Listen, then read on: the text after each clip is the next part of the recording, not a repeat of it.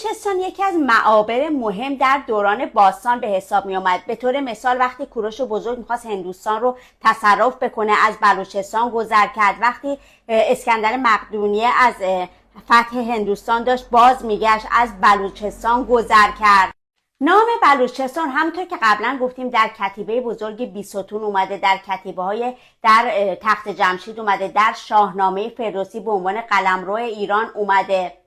پس بلوچستان یک قوم اصیل ایرانی هست، یکی از اقوام بزرگ ایران باستان هست از زمان آریایی ها.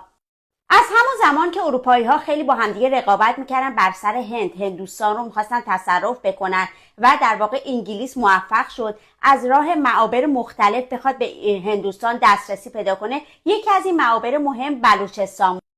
با روی کار اومدن قاجار و ضعف اونها در دیپلماسی، در نهایت بلوچستان به عنوان سپر دفاعی بین ایران و هند در واقع تقسیم شد.